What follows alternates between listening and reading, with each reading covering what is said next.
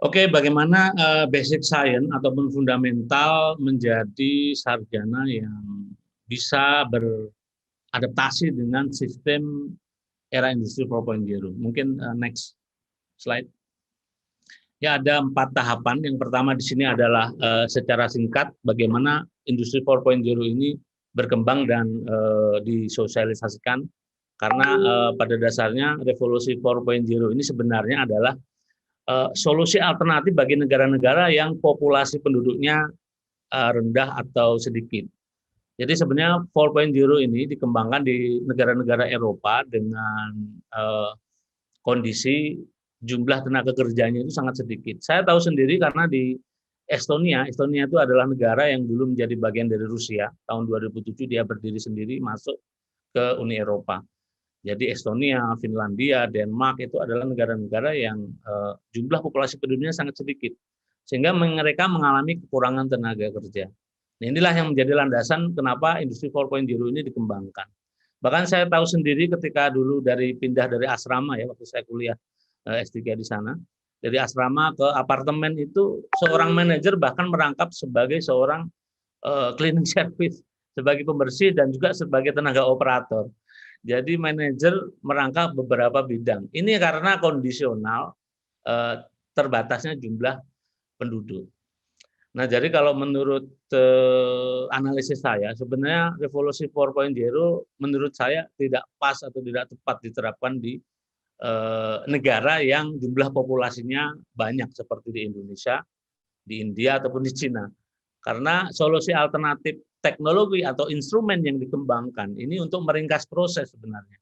Nah, nanti di metodologi saya jelaskan lebih rinci kenapa teknologi ini tidak kompatibel dengan kondisi negara yang jumlah populasi penduduknya banyak.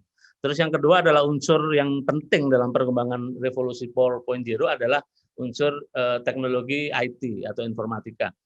Jadi dengan teknologi IT ini bisa meringkas proses. Bahkan kuliah pun bisa dijadikan sebagai kuliah jarak jauh. Ini adalah unsur yang menjadi mutlak. Bahkan di beberapa negara itu sudah mengembangkan satelit dengan sistem GPS di mana dia bisa mendeteksi beberapa kondisional yang ada di negara-negara bagian tertentu. Jadi aktivitas kita sekarang pun sebenarnya terekod oleh sistem GPS. Sehingga itu yang menjadi landasan 4.0 ini terus-menerus dikembangkan. Nah, apa yang menjadi persiapan khususnya mahasiswa?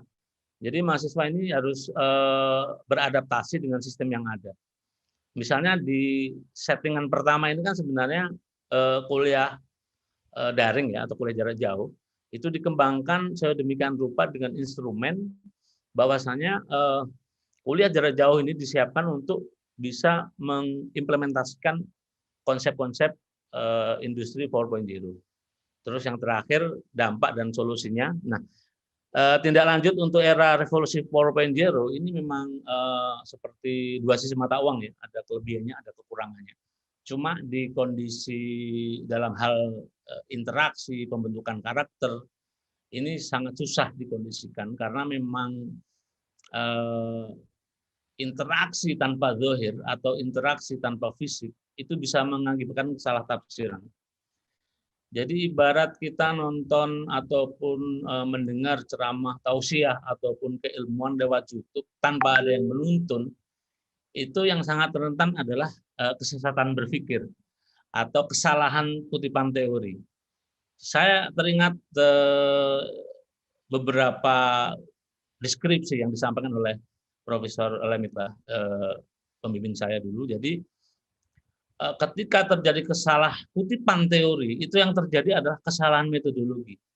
Nah, ini dibuktikan dari beberapa eksperimen mahasiswa yang sedang mengerjakan tugas akhir. Jika bab 2-nya tidak korelatif dengan metodologi, yang terjadi adalah kesalahan proses. Jadi sekali lagi ini perlu saya ingatkan buat mahasiswa semua, kalau kita salah ngutip teori, yang terjadi adalah kesalahan proses dan prosedur. Dan ini berakibat fatal. Bisa jadi mengulang eksperimen, bisa jadi mengambil data lagi, ataupun yang lain. Artinya pemahaman teori ini harus benar-benar fokus dan spesifik. Misalnya contoh yang sederhana di bidang mesin ataupun teknik aluminium, sedangkan temperatur 800 itu adalah spesifik aluminium seri 4 misalnya. Kalau kita mengambil seri 1 ataupun seri 8, itu tidak akan match antara teori dengan aktual. Sehingga kalau ada slogan di lapangan bahwa antara teori dan aplikasi itu tidak berhubungan, tidak korelatif, itu adalah kesalahan dari konsep teori. Makanya konsep teori ini harus kuat, apalagi di konteks revolusi 4.0. Ini kalau kegagalan teori yang kita kutip yang terjadi adalah kesalahan prosedur panjang. Kita bisa analisis bahwa revolusi 1, 2, 3, sampai 4 ini adalah rangkaian puluhan tahun siklus. Jadi revolusi 1.0 itu adalah revolusi yang dibangun oleh negara-negara Inggris ketika munculnya peradaban manufaktur. Masuk lagi ke poin 0. Sampai poin ketiga itu adalah sekitar tahun 90-an dan di tahun 2000-an ini adalah konsep 4.0. Bahkan sekarang ini 4.0 akan cenderung ditinggalkan karena Jepang dengan beberapa negara-negara mutualisnya, mereka mengembangkan konsep revolusi industri 5.0. Jadi 4.0 itu sebenarnya sudah ditinggalkan oleh negara-negara yang visioner, negara-negara yang maju, negara-negara berkembang sebagai kompetitor atau pesaing dari revolusi 4.0. Next.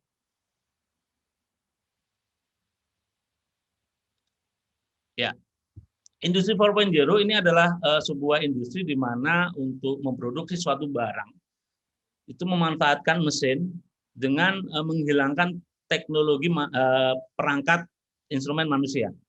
Ambil contoh misalnya, nanti ada di metodologi itu ada additive manufacturing. Jadi kalau kita bikin spare part, kita bikin komponen, itu membutuhkan tenaga operator, tenaga quality control, dan tenaga manajemen sistem. 3 tenaga itu akan dihilangkan oleh revolusi 4.0. Karena saat ini revolusi 4.0 mengembangkan perkembangan Silicon Valley untuk membangun satelit di luar angkasa sana. Itu sebagai proteksi atau instruksi kerja dari mesin. Di POSCO di Osaka itu sudah mulai ada bahan ataupun mesin baru, mesin additive manufacturing untuk bisa membuat spare part untuk komponen. Bisa dibayangkan kalau spare part komponen bisa dikendalikan oleh GPS, dia dikontrol dari negara pusatnya, sehingga tenaga operator, tenaga quality control tidak diperlukan di sana. Dan itu pun mulai dibangun di Asia, terutama di Indonesia juga ya. Dan itu sudah mulai dikembangkan di negara-negara peradaban maju tadi yang saya bilang, bahwa negara-negara dengan jumlah populasi penduduk yang rendah itu dari tahun 2015 sudah mulai mengembangkan additive manufacturing. Salah satunya di Finlandia, di Estonia, di Denmark itu untuk memproses satu spare part itu tidak dibutuhkan waktu berjam-jam. Jadi dengan kendali sistem GPS itu satu spare part hanya bisa diproduksi dengan waktu 2-5 menit. Kita bisa komparasi dengan teknologi konvensional ketika mungkin di industri manufacturing proses perakitan assembly itu hanya membutuhkan waktu sampai 15 sampai setengah jam. Jadi kalau dengan teknologi 4.0 ini cukup 5 menit sudah beres, sudah selesai. Nah, inilah yang menjadi tantangan kita, bagaimana kalau revolusi 4.0 dikembangkan, semakin tidak ada kebutuhan untuk tenaga operator, bahkan quality control. Karena sistemnya sudah dijamin by design untuk konsep revolusi 4.0. Makanya kalau kita hubungkan dengan sosial politik ya, ketika hadirnya Omnibus Law di semua beberapa negara, terutama di Asia yang padat akan populasi penduduk, ini menjadi dilematis. Satu sisi teknologi mengikuti tren, efisiensi dan sistematis, tapi sisi lain jumlah populasi ini harus dikendalikan secara sosial.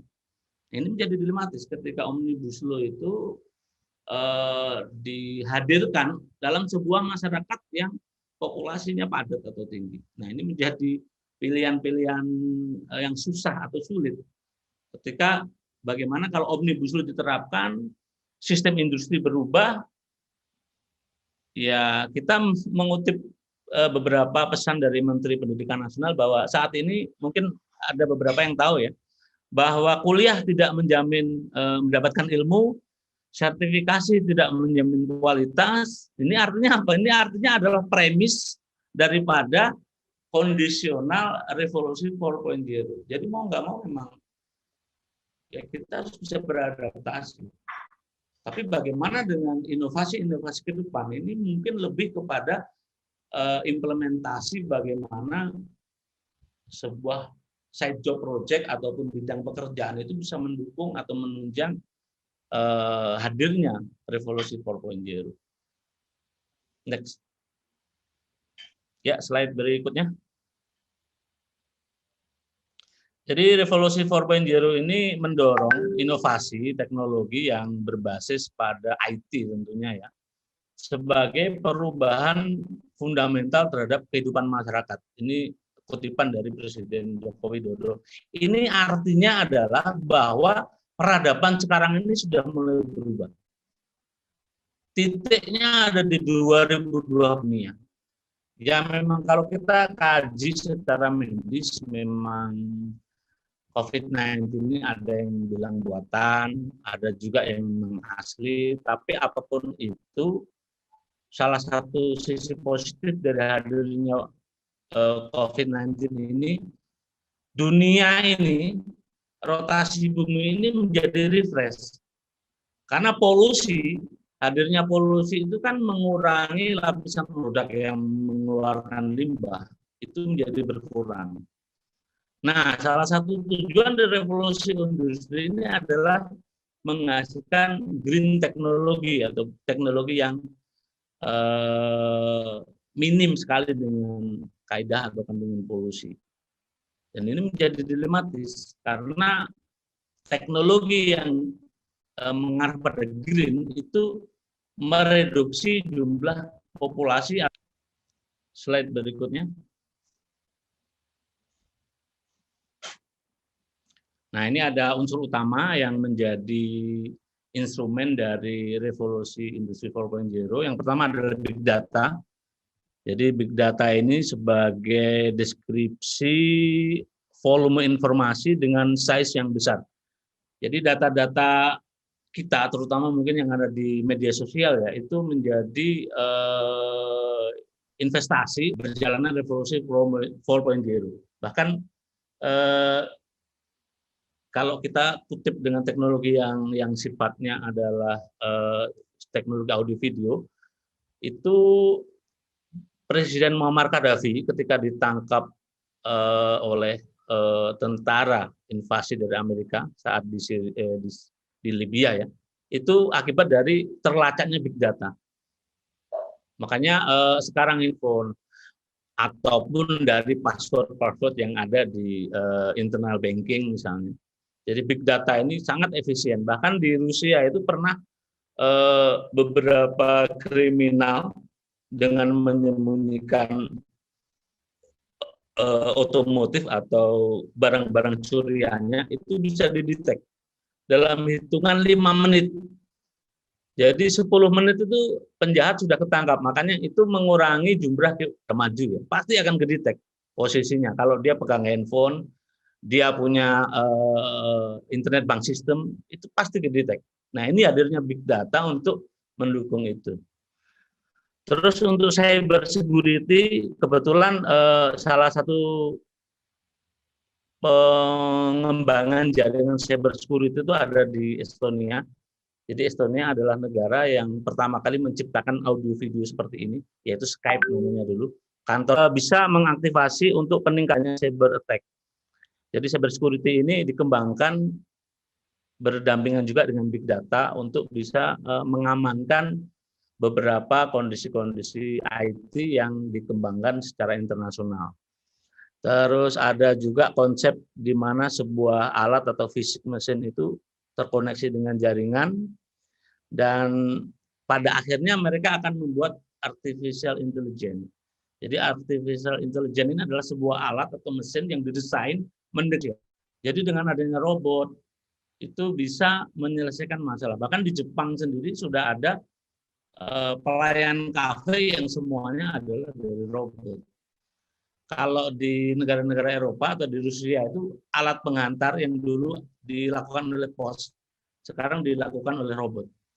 Jadi eksperimen itulah yang semakin meringkas pekerjaan manusia. Next. Slide berikutnya. Nah, ini adalah bagian dari ada beberapa hal yang sangat korelatif dengan bidang keahlian saya. Salah satunya adalah additive manufacturing. Seperti yang saya sampaikan tadi, additive manufacturing itu adalah perangkat atau tools dari mesin yang dikendalikan oleh GPS. Jadi mesin bubut, mesin CNC itu dikendalikan lewat media elektromagnetik dari GPS, sehingga orang Jepang, orang Korea, bahkan orang Amerika itu bisa mengendalikan mesin jarak jauh. Jadi kalau perusahaan itu memiliki sistem patron atau memiliki cabang, kalau bikin sebuah part atau komponen, dia nggak perlu datang ke negara tersebut. Dia bisa dikendalikan hanya dengan di depan layar laptop. Dan itu sudah terjadi dari tahun 2015. Nah, makanya dampaknya adalah pengurangan tenaga kerja tadi. Bisa sampai 3 tenaga operator atau bahkan lebih yang bisa direduksi dengan adanya sistem additive manufacturing. Bahkan additive manufacturing ini terus-menerus dikembangkan menjadi bukan hanya 3 dimensi ya, bahkan sudah masuk ke 4 dimensi. Jadi orang bisa berhubungan melalui gelombang-gelombang elektromagnetik dengan feel yang sama. Itu juga sedang dikembangkan. Sehingga perangkat inilah yang bisa merubah peradaban manusia. Next. Nah, apa yang kita lakukan? Kita harus melakukan konsolidasi, preparasi menghadapi tantangan global yang mau tidak mau akan terjadi di negara kita. Mungkin starting point-nya dari tahun 2020 ini. Kalau kita ngomongin masalah isu COVID-19 kan yang pertama itu di Wuhan, di Cina. Ya kalau itu memang buatan, polanya memang berbeda. Jadi COVID yang ada di Cina dengan di Amerika, bahkan yang terbaru kan dari Inggris ya, COVID-19 itu polanya berbeda. Makanya sekarang COVID itu merusak semua sistem yang ada dalam metabolisme tubuh. Dan ini ya kita harus berpikir objektif bahwa kalau misalnya dengan pola yang berbeda, ini sepertinya memang terkondisikan oleh sebuah kepentingan global yang wallahu alam bisawab, kita tidak tahu. Tapi kalau kita analisis memang ada hubungannya dengan revolusi 4.0, karena ketika jumlah populasi manusia ini berkurang, itu sangat mudah diterapkan. Dia di negara Eropa Utara, Eropa Barat dengan populasi yang rendah itu sangat mudah diterapkan. Tapi dengan populasi yang tinggi di negara-negara Asia itu akan susah karena akan tertolak dengan kepentingan sosial politik tentunya. Sehingga kalau kita kaji sih ya sepertinya ada aspek korelasinya juga. Cuma sekali lagi kita harus berpikir objektif, berpikir benar-benar realistis apakah ini ada korelasinya atau tidak. Mungkin kait dengan korelasi antara hal satu dengan hal yang lainnya. Nah, persiapan yang bisa kita lakukan adalah beradaptasi. Salah satunya adalah memanfaatkan waktu belajar, terutama dengan teknologi-teknologi kekinian. Bahkan di bidang laboratorium yang sedang saya kembangkan, simulasi proses metalurgi, kita belum ada 1 tahun mengembangkan ANSYS, Finite Element Machine, seri 13. Itu sekarang sudah muncul seri 17. Jadi bukan hanya hitungan tahun, tapi hitungan triwulan, itu teknologi instrumennya, fiturnya terus berkembang. Ini yang mau nggak mau kita harus beradaptasi. Makanya sistem simulasi yang ada sekarang ini, terutama untuk yang berkaitan dengan software, itu bukan hanya hitungan tahun, bukan hanya hitungan dalam waktu yang lama, tapi bisa 3 bulan, bahkan mungkin bisa mingguan. Bahkan teknologi IT, teknologi handphone pun berubahnya bukan dalam hitungan tahun, tapi juga hitungan bulan. Nah, ini yang kalau dari aspek sosial ini ada teori menarik, teori baru bahwa teori hari ini tidak akan berlaku untuk teori ke depan. Di bidang metalurgi yang bisa saya sampaikan misalnya. Hubungan material semakin kekuatan tinggi, semakin kekerasannya tinggi, itu keuletannya rendah. Tapi dengan adanya teknologi komposit, semakin material keras, kuat, keuletannya juga semakin tinggi. Ini adalah inovasi teknologi. Makanya kalau ada yang mungkin pernah dengar liriknya lagu Hidup Adalah Perjuangan ya, kebenaran hari ini bukanlah berarti kebenaran esok hari. Jadi kebenaran itu selalu berubah. Kebenaran teori yang dimaksud di sini mengikuti perkembangan zaman. Jadi apa yang terjadi sekarang bisa berubah dengan durasi waktu yang sangat limit. Mungkin bulan depan, mungkin besok. Itulah yang terjadi dengan fakta-fakta kronologis revolusi 4.0. Nah, yang paling penting adalah aset kolaborasi. Kolaborasi itu interaksi dan silaturahmi di sana ya tentunya. Jadi kita harus menjadi sarjana yang menguasai IT. Kita juga tidak terkejut atau tidak subculture dengan perubahan zaman, tapi kita bisa beradaptasi dengan perubahan zaman tersebut. Next.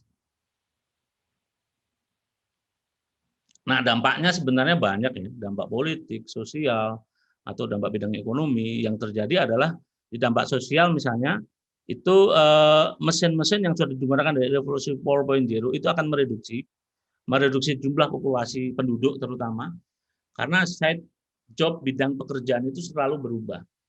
Kita tidak menutup kemungkinan bahwa di bidang ekonomi pun dulu orang yang bertransaksi dengan zohir, dengan uang, mungkin dengan sistem barter, sekarang dengan virtual. Bahkan di negara Afrika, itu di Burkina Faso, itu sistem transaksinya dengan handphone sekarang. Mungkin kita juga sudah mengalaminya ya, dengan sistem GoPay dan segala macam. Tapi di Afrika, di Burkina Faso itu sudah pakai wallet money, pakai handphone. Jadi kalau bayar sesuatu pakai handphone. Nah, di bidang politik sendiri meningkatnya angka pengangguran ini berimbas daripada dampak-dampak ekonomi antara sosial dan bidang ekonomi. Nah, saya mau sentuh sedikit di bidang babul fikih, di hukum, terutama di hukum Islam, transaksi itu hanya sah afdol jika ada pertukaran dohir fisik. Nah, pertanyaannya sekarang, bagaimana kalau transaksi itu dikembangkan secara virtual, hanya angka digit? Ini sebenarnya nggak ekuivalen. Artinya secara dohir tidak memenuhi keseimbangan fisik dohirnya. Jadi masa jual tanah bisa dilakukan oleh hanya dengan virtual. Ini yang akan terjadi nanti. Ya dengan itu kan negara-negara berkembang, ya kalian lihat aja di Lingkar Selatan misalnya. Itu sudah banyak tanah-tanah dikuasai oleh orang asing misalnya. Hanya dengan sistem virtual card, virtual money. Hanya transaksi tanpa dohir. Nah ini yang menjadi tantangan kita sebagai umat manusia, bagaimana bisa beradaptasi dengan sistem revolusi 4.0. Next. Nah, bagaimana mengatasi dampak, bagaimana dengan kondisi-kondisi yang terjadi di revolusi 4.0, jadi di sini perlu regulasi yang ketat, dan juga perlu, terutama di Indonesia ya, kita harus beradaptasi tidak secara langsung saya pikir. Jadi kita persiapkan instrumen sumber daya manusia. Kalau dalam waktu 5 tahun ini kita terima revolusi 4.0, saya pikir kita akan kolaps secara sosial. Kita akan kolaps secara sosial maupun politik. Jadi harus bertahap.